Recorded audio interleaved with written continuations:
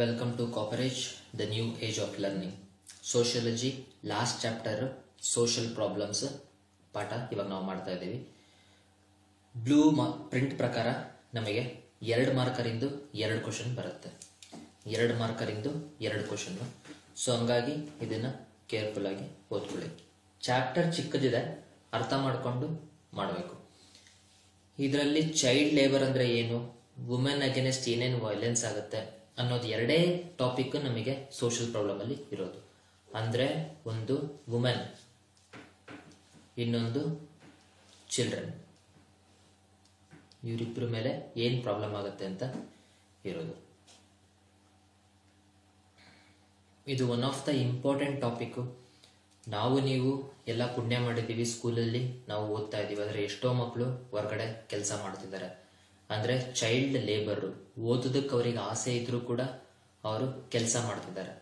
So child labour ಅಂದ್ರೆ definition ಏನು? According to the constitution, child labour are those who are aged below, 14 ವರ್ಷದ ಕೆಳಗಡೆ ಇರೋರು. They are working in order to earn money. So ದುಡ್ಡಿಗೋಸ್ಕರ 14 ವರ್ಷದ ಕೆಳಗಡೆ ಇರೋರು ಯಾರು ಕೆಲಸ ಮಾಡ್ತಿರ್ತಾರೋ ಅದಕ್ಕೆ ಚೈಲ್ಡ್ ಲೇಬರ್ ಅಂತ ಕರೀತಾರೆ. ಸೊ ಚಿಕ್ಕ ಮಕ್ಕಳು, ಚಿಲ್ಡ್ರನ್, ಅವ್ರಿಗೆ ಏನ್ ಆಸೆ ಇರುತ್ತೆ, ಏನ್ ಆಕಾಂಕ್ಷೆ ಇರುತ್ತೆ, ಏನನ್ನು ಗಮನದಲ್ಲಿಲ್ಲದೆ ಅವ್ರನ್ನ ಬೆಳಗ್ಗೆಯಿಂದ ಸಾಯಂಕಾಲದವರೆಗೂ ದುಡಿಸ್ಕೊಂತಿರ್ತಾರೆ. ಉದಾಹರಣೆಗೆ ಒಂದು ಅಂಗಡಿನಲ್ಲಿ ಒಬ್ಬ ಚಿಕ್ಕ ಹುಡುಗನ್ನ ಕುತ್ಕೊಂಡು ಸ್ವೀಟ್ ವ್ಯಾಪಾರ ಮಾಡೋದಕ್ಕೆ ಅಂತ ಕೂರಿಸಿದ್ರೆ ಅರ್ಥ ಮಾಡ್ಕೊಳ್ಳಿ, ಬೇರೆ ಮಕ್ಕಳಿಗೆಲ್ಲ ಒಂದು ಸ್ವೀಟ್ ವ್ಯಾಪಾರ ಮಾಡ್ತಾ ಇರ್ತಾನೆ. ಆ ಮಗುಗೂ ತಿನ್ಬೇಕು ಅಂತ ಆಸೆ ಇರುತ್ತೆ, ಆದ್ರೆ ಎಷ್ಟೋ ಬಾರಿ ಆ ಮಗು ತಿನ್ನಕ್ಕಾಗಲ್ಲ. ಯಾಕೆ? ಕೆಲಸ. ಸೊ ಹಂಗಾಗಿ ತನ್ನ ಬಾಲ್ಯನೇ ಕಳ್ಕೊಳ್ಳುತ್ತೆ. ಹಂಗಾಗಿ ಚೈಲ್ಡ್ ಲೇಬರ್ ಅನ್ನ ನಾವು ಪ್ರಾಹಿಬಿಟ್ ಮಾಡಬೇಕು. ಈ ಚೈಲ್ಡ್ ಲೇಬರ್ ಬಗ್ಗೆ ನಮಗೆ ಒಂದು ಚಿಕ್ಕ ವಿಡಿಯೋ ಇದೆ.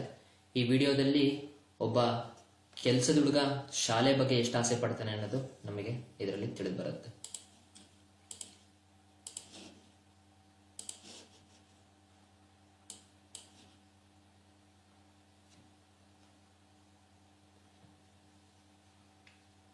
ಹೋಟೆಲ್ನಲ್ಲಿ ಕೆಲಸ ಮಾಡ್ತಿರೋಂಥ ಹುಡುಗ.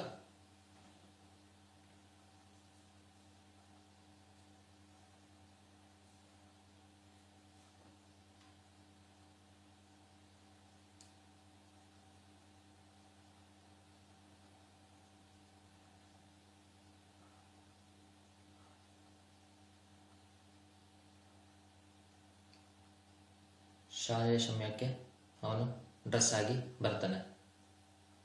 ಆದ್ರೆ ಅವನು ಶಾಲೆನಲ್ಲಿ ಒಳಗಡೆ ಹೋಗಿ ಕಲಿಯುವಂತ ಆಪರ್ಚುನಿಟಿ ಇರಲ್ಲ. ಈ ಹುಡುಗನ ಹಂಬಲ ಹೆಂಗಿರುತ್ತೆ ನೋಡಿ, ದೂರದಿಂದ ಆ ಶಾಲೆ ಮಕ್ಕಳುಗಳನ್ನ ನೋಡ್ಕೊಂಡು ಅವನು ನಿಂತ್ಕೊಂಡು ಅವ್ರು ಪ್ರೇಯರ್ ಮಾಡ್ತಿರ್ತಾರಲ್ಲ, ಅದೇ ತರ ಇವನು ಪ್ರೇಯರ್ ಮಾಡ್ತಾ ಇರ್ತಾನೆ. ಇವನು ಬರೀ ಕಾಲಲ್ಲಿ ಜೊತೆ ಚಪ್ಪಲಿ ಹಾಕೊಂಡು, ಇವರಲ್ಲಿ ಸಾಕ್ಸು ಶೂ ಹಾಕೊಂಡು, ಯೂನಿಫಾರ್ಮ್ ಹಾಕೊಂಡು ಈ ತರ ಇರಬೇಕು ಅಂತ ಆ ಹುಡುಗನಿಗೂ ಆಸೆ ಇರುತ್ತೆ. ಆದ್ರೆ ಶಾಲೆಗೆ ಹೋಗೋ ಆಪರ್ಚುನಿಟಿ ಅವನಿಗೆ ಇರೋದಿಲ್ಲ. ಸೊ ಹಂಗಾಗಿ send childrens to school, not to work.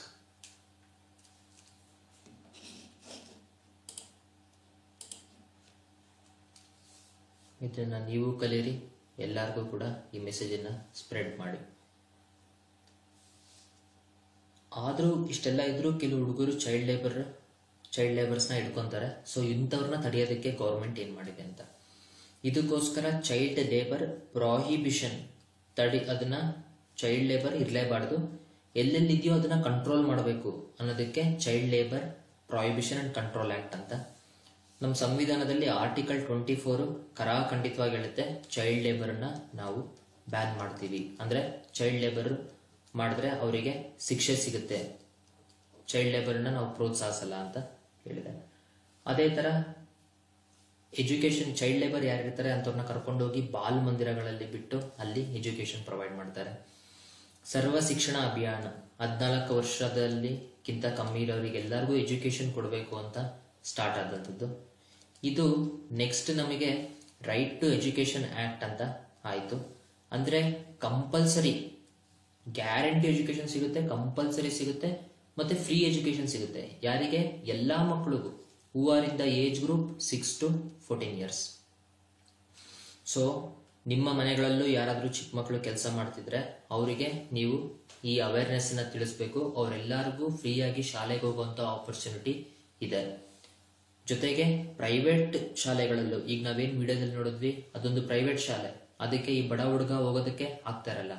ಈ ಥರ ಪ್ರೈವೇಟ್ ಶಾಲೆನಲ್ಲೂ ಕೂಡ 25% ಸೀಟ್ ರಿಸರ್ವ್ ಮಾಡಿರ್ತಾರೆ ಬ್ಯಾಕ್ವರ್ಡ್ ಕ್ಲಾಸ್ ಮಕ್ಕಳಿಗೆ, scheduled caste, scheduled tribe, students with special needs, ತೊಂದರೆಯಲ್ಲಿರೋರು, ಇವರಿಗೆಲ್ಲ ಈ ಒಂದು ಆಪರ್ಚುನಿಟಿ ಪ್ರೊವೈಡ್ ಮಾಡಿರ್ತಾರೆ. ಸೊ ಹಂಗಾಗಿ ಅವ್ರು ಹೋಗ್ಬಿಟ್ಟು ಸೇರ್ಕೊಬೋದು ಈ ಆಕ್ಟ್ ಪ್ರಕಾರ ಶಾಲೆಗೆ. ನೆಕ್ಸ್ಟ್ ವುಮೆನ್ ಅಗೇನ್ಸ್ಟ್ ಏನೇನು ಹರಾಸ್ಮೆಂಟ್ ಇದೆ. ಮೇಯ್ನ್ ಆಗಿ ವುಮೆನ್ ಅಂದ ತಕ್ಷಣ ನಾವು ಈ ದೌರಿ ವಿಚಾರ ನೋಡ್ತೀವಿ. ಏನು ದೌರಿ ಅಂದ್ರೆ ಏನು? ಕನ್ನಡದಲ್ಲಿ ಇದಕ್ಕೆ ವರದಕ್ಷಿಣೆ ಅಂತ ಅಂತಾರೆ. ವರ ಅಂದ್ರೆ ಏನು? ಯಾರು ಗಂಡು ಮದುವೆ ವಯಸ್ಸಿಗೆ ಬಂದಿರ್ತಾನಲ್ಲ ಅವನಿಗೆ ವರ, ಅವನಿಗೆ ಹೆಣ್ಣನ್ನ ಕೊಡಬೇಕು, ಮದುವೆ ಮಾಡಬೇಕು ಅಂದ್ರೆ ಜೊತೆಗೆ ಒಂದು ಗಿಫ್ಟ್ ಕೊಡ್ತಾರೆ. ಇದನ್ನ ವರದಕ್ಷಿಣೆ ಅಂತ ಹೇಳ್ತಾರೆ. ವರದಕ್ಷಿಣೆ ಕೊಡೋದಾಗ್ಲಿ ಇಸ್ಕೊಳೋದಾಗ್ಲಿ ಎರಡೂ ಕೂಡ ಪನಿಷಬಲ್ ಕ್ರೈಮ್. ಸೊ ಈ ವರದಕ್ಷಿಣೆ ಒಂದು ಮ್ಯಾರೇಜಬಲ್ ಏಜಿಗೆ ಬಂದ ತಕ್ಷಣ ಒಂದು ಹೆಣ್ಣನ್ನ ಮದುವೆ ಮಾಡಬೇಕು ಅಂದ್ರೆ ವರದಕ್ಷಿಣೆ ಆಗುತ್ತೆ ಅಂತ ಎಷ್ಟೋ ಬಾರಿ ಚೈಲ್ಡ್ ಮ್ಯಾರೇಜ್ ಮಾಡ್ಬಿಡ್ತಾರೆ, ಅಥವಾ ಫೀಮೇಲ್ ಫಿಟಿಸೈಡ್, ಫೀಮೇಲ್ ಇನ್ಫ್ಯಾಂಟಿಸೈಡ್ ಆಗ್ತಾ ಹೋಗುತ್ತೆ. ಏನು ಇದೆಲ್ಲ ಅನ್ನೋದನ್ನ ನಾವು ನೆಕ್ಸ್ಟ್ ಇಲ್ಲಿ ಫೀಮೇಲ್ ಫಿಟಿಸೈಡ್, ಫೀಮೇಲ್ ಇನ್ಫ್ಯಾಂಟಿಸೈಡ್ ಅಲ್ಲಿ ತಿಳಿಯೋಣ. ಈಗ ಈ ದೌರಿನ ಕಮ್ಮಿ ಮಾಡಬೇಕು ಅಂತ ಅಂದ್ಬಿಟ್ಟು ದೌರಿ ಪ್ರಾಹಿಬಿಷನ್ ಆಕ್ಟ್ ಅಂತ 1961 ಅಲ್ಲಿ ತಂದ್ರು. ಇದರಲ್ಲಿ ಸ್ವಲ್ಪ ಬದಲಾವಣೆಗಳು ಮಾಡಿ 1986 ಅಲ್ಲಿ ಇದನ್ನ more strict, non bailable, non negotiable offence ಅಂತ ತುಂಬಾ ಸ್ಟ್ರಿಕ್ಟ್ ಈ ಆಕ್ಟ್ ಅನ್ನ ಮಾಡಿದ್ರು. ಸೊ ನಂತರ ಫೀಮೇಲ್ ಫಿಟಿಸೈಡ್ ಅಂದ್ರೆ ಒಂದು ಮಗು ಹೊಟ್ಟೆನಲ್ಲಿ ಇರಬೇಕಾದ್ರೆ ಅದು ಗಂಡ್ಮಗುನ ಹೆಣ್ಮಗುನ ಅಂತ ಸ್ಕ್ಯಾನಿಂಗ್ ಅಲ್ಲಿ ತಿಳ್ಕೊಂಡು ಹೆಣ್ಮಗು ಅಂತ ಗೊತ್ತಾದ್ರೆ ಆ ಮಗುನ ಹೊಟ್ಟೆನಲ್ಲೇ ಆ ಮಗುನ ಸಾಯಿಸ್ತಾರೆ. ಸೊ ಇದು ಫೀಮೇಲ್ ಫಿಟಿಸೈಡ್. ಯಾಕೆ ಈ ತರ ಮಾಡ್ತಾರೆ? ಈ ಮಗು ಹೆಣ್ಮಗು ಹುಟ್ಟಿತು ಅಂದ್ರೆ ನೆಕ್ಸ್ಟ್ ಹೆಣ್ಮಗುಗೆ ಮದ್ವೆ ಮಾಡ್ಬೇಕಂದ್ರೆ ಈ ದೌರಿ ಕೊಡಬೇಕು, ದೌರಿ ಕೊಡೋದಕ್ಕೆ ನಮ್ಮ ಹತ್ರ ದುಡ್ಡಿಲ್ಲ, ನಾವು ಬಡವರು ಅನ್ನೋ ಒಂದು ಚಿಂತೆ ಇಲ್ಲಿಂದನೇ, ತಾಯಿ ಗರ್ಭದಲ್ಲಿರೋ ಶಿಶು ಆ ಸಿಚುವೇಶನ್ ಇಂದನೇ ಜನಗಳು ಕ್ಯಾಲ್ಕುಲೇಟ್ ಮಾಡ್ತಾ ಹೋಗ್ತಾರೆ. ಸೊ ಈ ಫೀಮೇಲ್ ಫಿಟಿಸೈಡ್ ತಡೆಯೋದಕ್ಕೋಸ್ಕರ ನಮಗಿರುವಂತ act prohibition of prenatal determination test act. So ಇದಕ್ಕೆ PTPNDT ಅಂತ ಕರೀತಾರೆ. ಸೊ ಇದರಲ್ಲಿ prenatal determination test act prohibition of. So ಇದು ನೀವು ಇಲ್ಲಿ PPNDT ಅಂತ ನೆನ್ಪಿಡ್ಬೋದು, prohibition of prenatal determination test act. ಇದೇ ತರ ಫೀಮೇಲ್ ಇನ್ಫ್ಯಾಂಟಿಸೈಡ್ ಅಂದ್ರೆ ಎಷ್ಟೋ ಜನಕ್ಕೆ ಸ್ಕ್ಯಾನಿಂಗ್ ಇವಾಗ ಪ್ರಾಹಿಬಿಷನ್ ಮಾಡಿದ್ದಾರೆ, ಸ್ಕ್ಯಾನಿಂಗ್ ಮಾಡಿ ಹೇಳಲ್ಲ ಹೊಟ್ಟೆನಲ್ಲಿ ಯಾವ ಮಗು ಇದೆ, ಗಂಡೋ ಹೆಣ್ಣೋ ಹೇಳಲ್ಲ. ಸೊ ಅಂತ ಸಮಯದಲ್ಲಿ ಇವರಿಗೆ ಮಗು ಆಗುತ್ತೆ, ಮಗು ಆದ್ಮೇಲೆ ಆ ಮಗು ಹೆಣ್ಣು ಅಂತ ಗೊತ್ತಾಯ್ತು ಅಂದ್ರೆ ಅವರು ಆ ಮಗುನ ಸಾಯಿಸ್ತಾರೆ, ಇಲ್ಲ ಎಲ್ಲಾದ್ರೂ ಹೋಗಿ ಬಿಸಾಕ್ ಬರ್ತಾರೆ. ಈ ತರ ಇನ್ಫ್ಯಾಂಟ್ ಮಗು ಹುಟ್ಟಿದ ಮೇಲೆ ಈ ಮಗುನ ಸಾಯಿಸಿದ್ರೆ ಬಿಕಾಸ್ ಒಂದೇ ಕಾರಣಕ್ಕೋಸ್ಕರ ಅದು ಹೆಣ್ಮಗು ಅಂತ, ಇದು ಫಿಮೇಲ್ ಇನ್ಫ್ಯಾಂಟಿಸೈಡ್. ಈ ರೀತಿ ಸೋಷಿಯಲ್ ಪ್ರಾಬ್ಲಮ್ಗಳು ನಮ್ಮ ಭಾರತದಲ್ಲಿ ಅಥವಾ ಎಲ್ಲೆಡೆ ಬಹಳಷ್ಟು ಕಡೆ ಇದು ಆಗ್ತಾ ಇದೆ.